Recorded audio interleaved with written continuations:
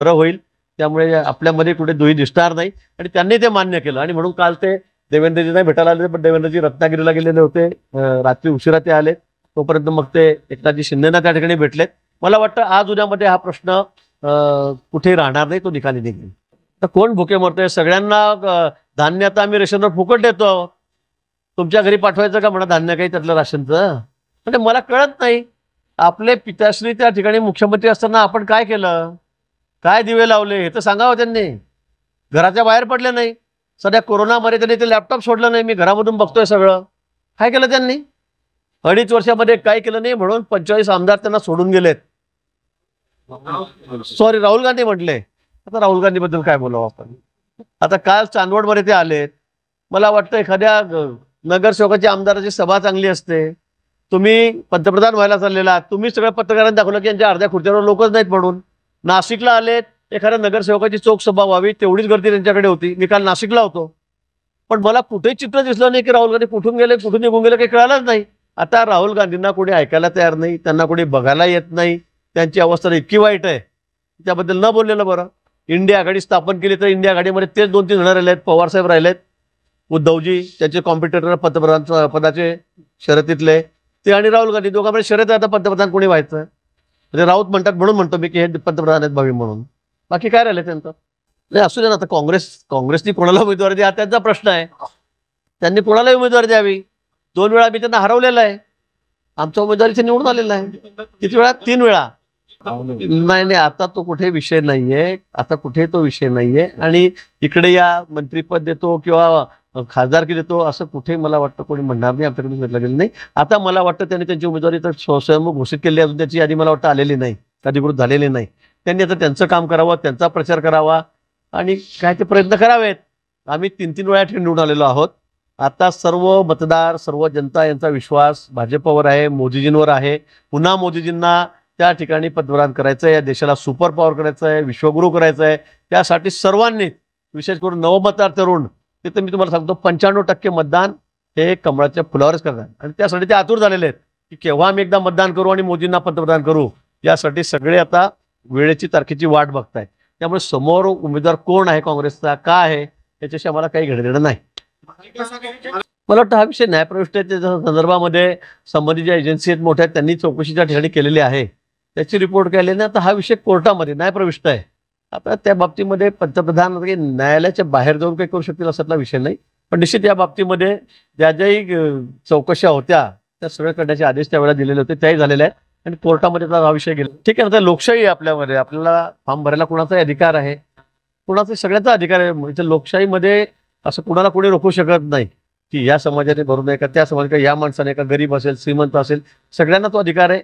जे निकष पूर्ण करतील, पेपर देतील, फॉर्म भरतील, त्यांना सगळ्यांना अधिकार आहे. मला नाही वाटत. मला एकच सांगायचं आहे की या ठिकाणी राज्यामध्ये, देशामध्ये एकच वेळ आहे, एकच लाट आहे, ती म्हणजे मोदीजींची, ती म्हणजे भाजपची आहे.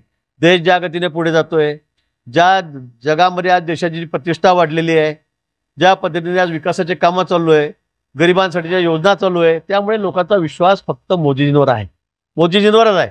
राहुल गांधीवर कोणाचा आहे का? ममता बॅनर्जीवर कोणाचा आहे का? कोणाचाच नाहीये. कोणी आहे का समोर असं वाटतं की पंतप्रधान म्हणून याला करावं म्हणून? त्या ठिकाणी उद्धव ठाकरेंना कोणी म्हणेल का पंतप्रधान करावं? ते म्हणतात स्वतः, ते म्हणतात, संजय राऊत म्हणतात भावी पंतप्रधान तुम्ही होऊ शकतात म्हणून. परवा तर त्यांनी गंमतच केली, म्हणजे उद्धव ठाकरे म्हणतात की गडकरींनी यावं, त्यांना मी मंत्री करतो. म्हणजे तुमचे 2 खासदार निवडण्याची तयारी तुमची इथे नाहीये, लोक तुम्हाला निवडून इथे देणार नाहीयेत आणि तुम्ही गडकरी साहेबांना आमचे मंत्री करायला चाललेत. म्हणजे जसं काही हे पंतप्रधान होणार आहेत आणि ते आम्हाला त्या ठिकाणी मंत्री करणार आहेत, असे आविर्भाव ते बोलतायत. म्हणजे किती विरोध आहे मोठा, किती विरोध आहे मोठा. आणि म्हणून मला असं वाटतं की यांना बोलण्याला कुठे काही अर्थ नाहीये, तथ्य नाहीये, अतिशय वाईट बिनबुडाचं काही बोलत फिरतायत. बरं, ते एकदा बोलले नाही, दुसऱ्यांदाही म्हणाले. यावेळेला निश्चित विचार होणार आहे तुमचा, येणाऱ्या विधानसभा लोकसभेमध्ये निश्चित तुमचा विचार होणार आहे. हा सगळा विषय पार्लमेंटरी बोर्डाचा आहे. आणि मला वाटतं मागच्या वेळी आम्ही 2 मते दिले होते ना, दिले नाही का? आता यावेळेला भागीदार, यावेळेला पहिले तर 2.5 वर्ष सत्ता नव्हती, यावेळेला 2.5 वर्ष सत्ता नव्हती, नंतर आमचे भागीदार वाढलेत. आधी एकनाथजी शिंदे आलेत, नंतर दादा आलेत, त्यामुळे सगळ्यांना वाटप जसं कुठं झालं. मैंने कहा की अजित दादा है, देवेंद्र जी है, वो उसके बारे में चर्चा करेंगे। और उसके बाद में इस विषय में जो फाइनल जो होगा, अंतिम जो होगा, वो पार्लियामेंट्री बोर्ड की तरफ से निर्णय होगा। इसलिए हम लोगों ने इस पर कोई बोलने की जरूरत नहीं है। नो, खूप झाले। नाही, तिकीट कोणाला मिळणार, काय मिळणार हे मी सांगू शकणार नाही, कारण तो सर्वस्व अधिकार पार्लमेंटरी बोर्डाचा आहे। आपल्याला माहिती आहे आमच्याकडे वेगळी पद्धत आहे, तिथे आम्ही स्वयंघोषित मला तिकीट मिळालं, याला मिळालं, मी प्रचाराला लागलो असं होत नाही।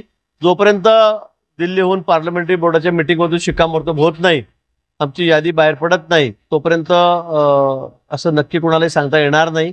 मला वाटतं पहिली यादी आमची आलेली आहे 20 उमेदवारांची, दुसरी यादी 1-2 दिवसामध्ये मला वाटतं निश्चित ती बाहेर पडेल आणि त्यावेळेलाच उमेदवार कोण हे आपल्याला या ठिकाणी सांगता येईल। तसा दबाव सगळीकडूनच असतो, स्थानिक आम्हाला द्या, शहरातला द्या, मोठ्या मतदार संघ ज्या ठिकाणी आहे तिथला द्या, पण शेवटी पक्ष आमच्याकडे एक वेगळी सिस्टीम आहे।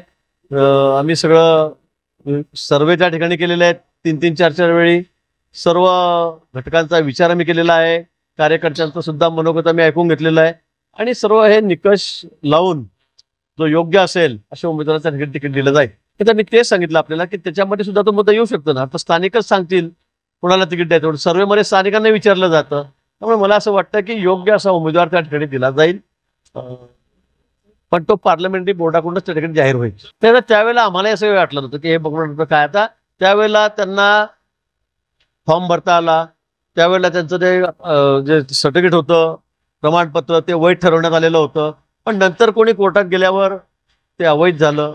त्याला काही पार्टीचा दोष असं नाही, आज आम्ही पुन्हा तिकीट द्यायचं कोणी चॅलेंज केलं तर त्याला, आणि हा विषय अजून न्यायप्रविष्ट आहे, त्याच्यावर काही शिक्कामोर्तब झालेला नाही, हे सर्वात महत्वाचं आहे। पण जोपर्यंत शिक्कामोर्तब होती तोपर्यंत मला याच्यावर काही बोलता येणार नाही। पण जाणीवपूर्वक पार्टीने बोगस सर्टिफिकेटला आम्ही त्यांना काही उमेदवार दिला असं समजण्याचं अजिबात कारण नाही। उमेदवारी देताना त्यांनी सर्टिफिकेट दाखवलं, अधिकाऱ्यांनी, सक्षम अधिकाऱ्यांनी त्याला ते पात्र म्हणून सांगितलं, अधिकृतपणे त्यांना उमेदवारी मिळाली आणि म्हणूनच ते त्या ठिकाणी निवडून आलेत। त्यामुळे आता नंतर मग कोर्ट कचेऱ्या झाल्यात, काहीतरी त्यांना कोणी चॅलेंज केलं, हा विषय वेगळा आहे, पण आजही तो विषय न्यायप्रविष्ट आहे, ते बोगस असं म्हणता येणार नाही। आता ते निवडणूक आयोग सांगू शकेल घोषित केली, पण मला वाटतं 1-2 दिवसामध्ये उद्या परवामध्ये मला असं वाटतं की निवडणुका घोषित होतील। नाही, चिन्ह वापरता येत नाही असं कुठे म्हटलेलं नाहीये।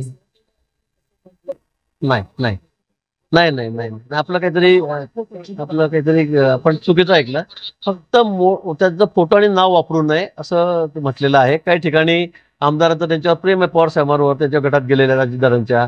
आता नाशिकला मी बघितलं, आमचे बनकर आमदार आहेत, तिकडे त्यांनी काहीतरी ते येणार म्हणून पोस्टर लावलं, त्याचं स्वागत केलेलं आहे। आता प्रेम आहे ते आता एकदम असं कमी होणार नाही, हळूहळू कमी होतंय, पण काही लोकांना वाटतं की पवार साहेब येतात म्हणून त्यांनी फोटो लावले, म्हणून त्यांनी ऑब्जेक्शन घेतलं की आमचे फोटो लावू नका, पवार साहेबांनी, सुप्रियाताईंनी।